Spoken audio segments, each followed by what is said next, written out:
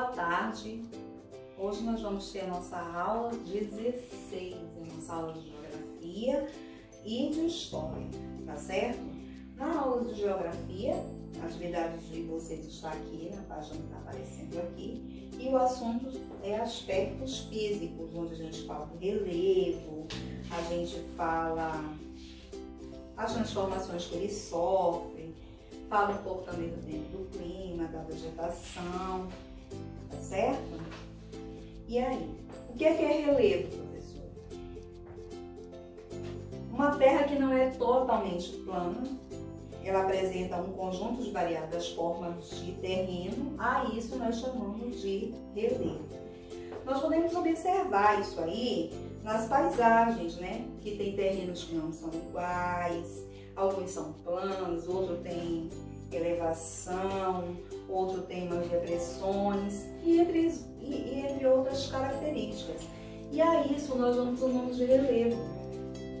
Muitos municípios estão localizados em terras baixas e outros em terrenos de maior altitude. Entre as principais formas de relevo estão os planaltos, as planícies, as montanhas e as cordilheiras. O que são os planaltos? São áreas com superfícies irregulares, resultantes de um desgaste, de uma destruição que aquele terreno sofreu, não é verdade? Esses são os planaltos. Eles apresentam altitudes acima de 300 metros e podem conter outras formas de relevo, como serras e morros. Por exemplo, o estado de Goiás e a cidade de Brasília estão em áreas do Planalto. Agora, o que são planícies, que é outra forma de relevo? Planícies são terrenos planos formados pelo acúmulo de sedimentos, carregados pela água da chuva, dos rios, dos mares e também pelos ventos. As planícies, elas apresentam altitudes de no máximo 100 metros e também podem conter outras formas de relevo. A maioria das praias encontra-se em regiões de planície. E aquelas grandes elevações de terra, como nós chamamos aquilo ali? Essas grandes elevações de terra nós chamamos de montanhas, que também é outra forma de relevo de um determinado local. E o que são cordilheiras? São conjuntos de altas montanhas. A cordilheira do Himalaia, que se estende pelos territórios da Índia, Butão, China, Nepal, Paquistão, é a cadeia montanhosa mais alta do mundo. Naquela região ali, ó, são várias montanhas, que também é uma forma de relevo, tá certo? Vocês vão fazer atividade referente a esse conteúdo aí na página 338. E em seguida nós vamos ver quais são as transformações que o relevo sofre. As formas de relevo são modificadas pelas ações de quem? Da água e dos ventos. A água da chuva, que cai durante muitos anos sobre um terreno mais alto, desgastam ali aquele solo. A ação do vento e da água transporta fragmentos daquele solo que está desgastado para lugares mais rebaixados. Nós chamamos esse fenômeno de erosão. Outro agente modificador do relevo é quem? Imagina, nós, os seres humanos. Para seu conforto, para seu trabalho, para seu bem-estar, o ser humano vai lá, modifica o relevo do lugar em que vive, construindo o quê? Casa, avenidas, ruas, praças, viadutos, e com isso vão mudando ali toda a forma de relevo que tinha antes naquele lugar, não é verdade? Vamos ver aqui direitinho o que é uma erosão. É um processo no qual a camada superficial do solo, tem um solo, essa camada aqui, ó, superficial do solo ou parte dele são retirada pelo impacto da água ou do vento e transportada para outro local. Vocês já passaram por alguns lugares que tem assim, tipo uns buracos, umas rachaduras no solo, erosão. Aí vocês vão ver aqui na página 340, onde nós vamos falar um pouco do tempo e do clima. Nós costumamos falar sobre o tempo quando comentamos se está fazendo calor ou frio, não é verdade? Se vai chover, se vai fazer sol. O tempo reflete as mudanças da temperatura do ar, das chuvas e dos ventos que percebemos ao longo do dia. O conjunto das principais características do tempo, observadas ali durante um longo período, é chamado de clima. O clima ele pode variar de um local para o outro e depende da quantidade de chuva, dos ventos, da proximidade do mar, do relevo e entre outros fatores aí que nós vamos ver mais aqui para frente. Por exemplo, aqui na nossa cidade tem uma época do ano que chove bastante, né?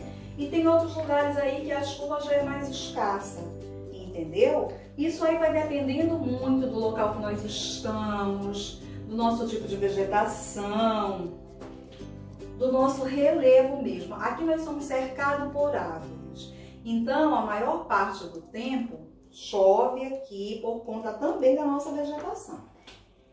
Agora a gente vai aqui para a página 341, onde nós vamos falar justamente disso, da nossa vegetação. Denominamos vegetação o quê? O conjunto de espécies de vegetais, características de uma região específica.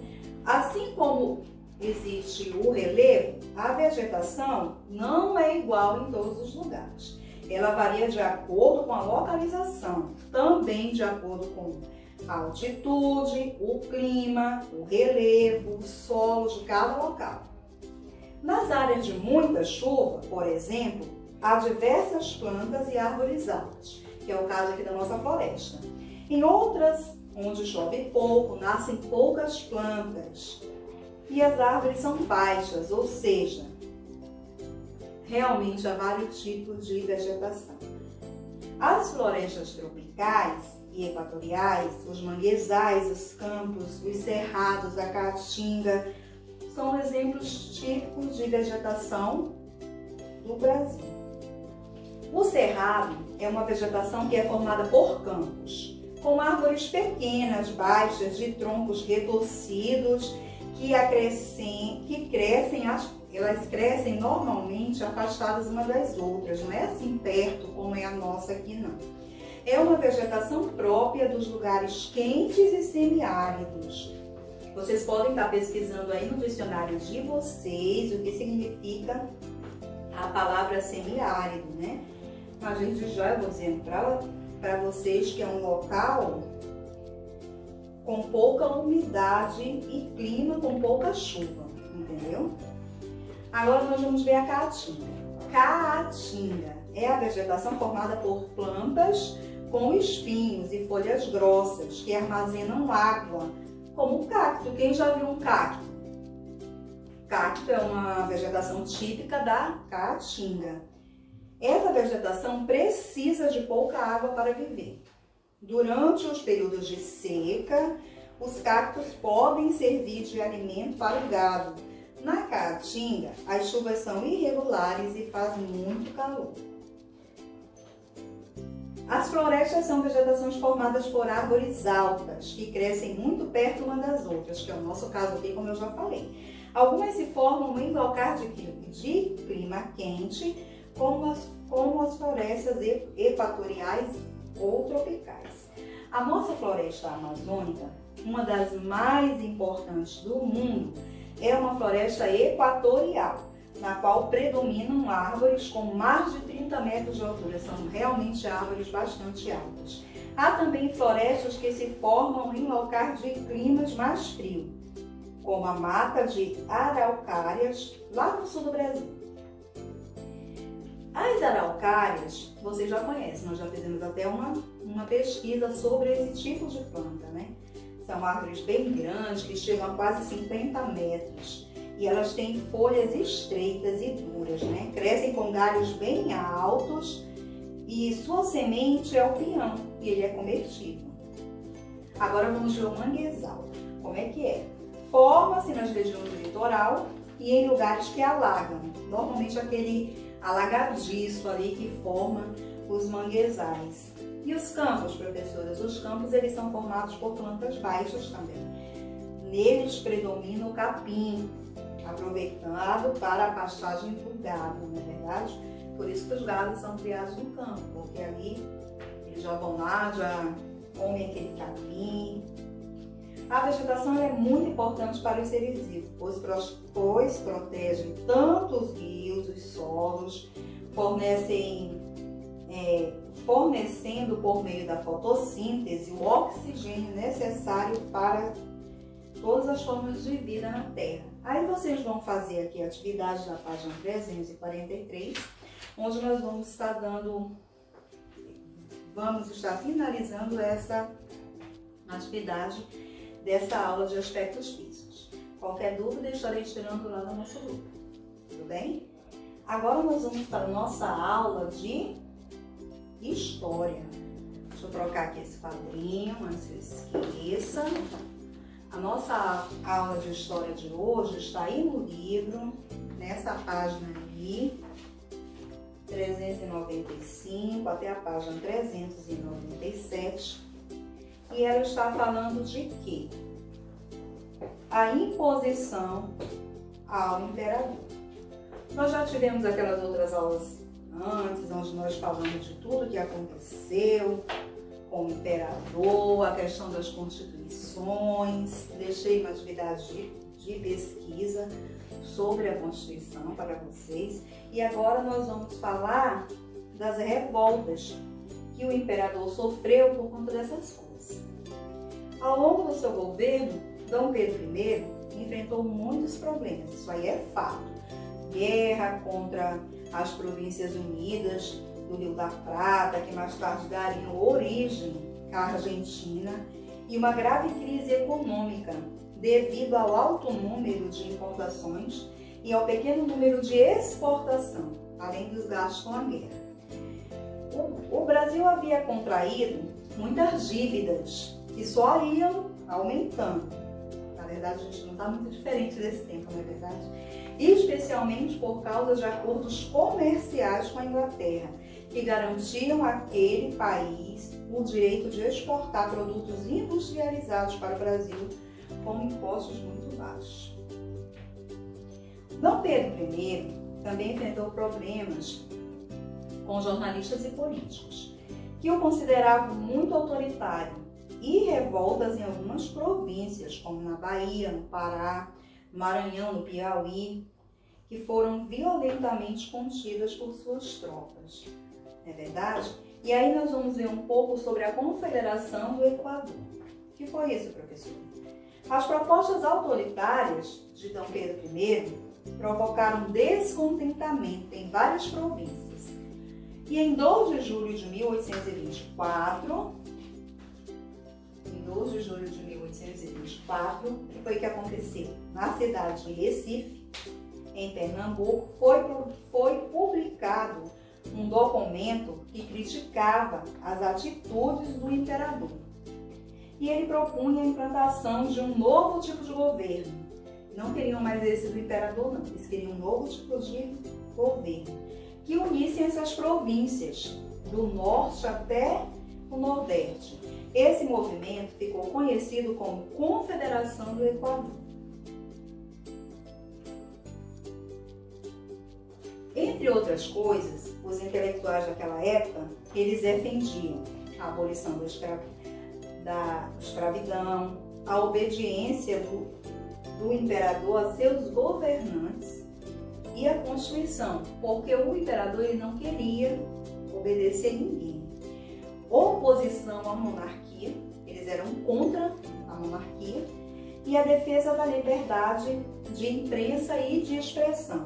Porque, como eu já falei para vocês, a imprensa, antigamente, ela não podia, ela tinha um órgão que se chamava DIP, que fiscalizavam tudo que eles podiam fazer. Então, não é como hoje, que você pode colocar uma notícia, tem uma notícia no jornal. Antigamente era tudo fiscalizado. E eles realmente só colocavam em jornais coisas que eram do interesse deles, entenderam? E aí, e também críticas à grande propriedade rural, né? A grande propriedade rural ali, eles também tinham essas críticas. E aí, quando foi nessa data que eu já falei, eles se juntaram, fizeram esse documento para resolver isso aí. Aí vocês vão ver agora que tem uma atividade na página 397. Mas em relação a isso, a Confederação do Equador, o que foi que aconteceu também?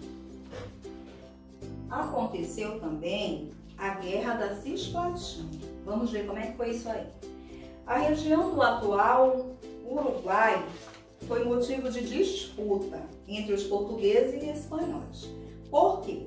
Porque durante anos ele permitiu acesso à Bacia da Prata, que é uma região formada ali por vários rios, o que possibilitava navegar trechos da América do Sul, inclusive com acesso ao interior do Brasil, onde havia exploração de ouro desde o século XVIII. Em 1820, D. João VI conseguiu anexar essa região, que era chamada de Banda Oriental do Rio Uruguai, ao Brasil, nomeando de província Cisplatina. O que ele fez? Ele pegou ali aquela parte, juntou ali no Brasil e fez essa nomeação de província Cisplatina, não é verdade? Para que ficasse ali fazendo parte do Brasil.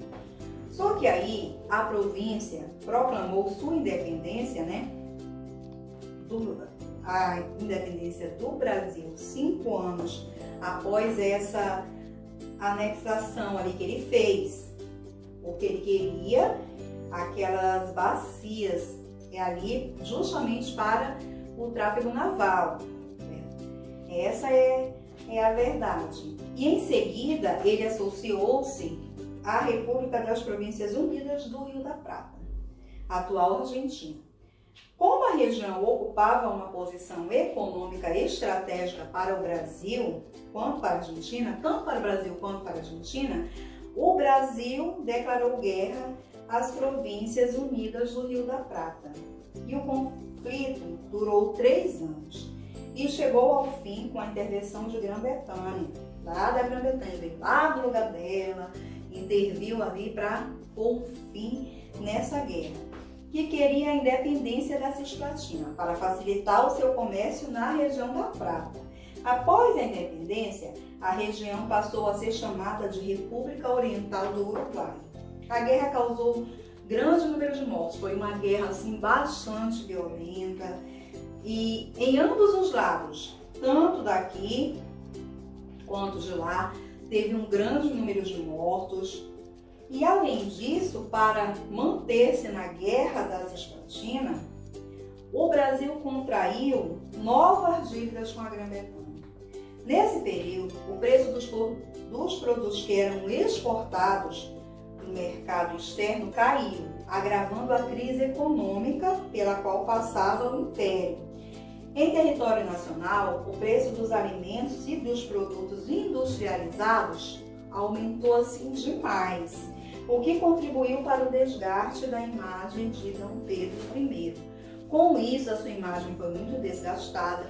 Por quê? Porque eles provocaram essa guerra, morreu várias pessoas, o Brasil ficou ainda mais endividado, os produtos estavam totalmente caros. E aí a imagem de D. Pedro realmente ficou ainda muito mais comprometida do que já era. Bom, para esse texto que eu fiz agora com vocês vão fazer a atividade, tá? Que se encontra na página 397. E na nossa próxima aula de História, nós continuamos com o nosso conteúdo para saber o que aconteceu depois disso, tá certo?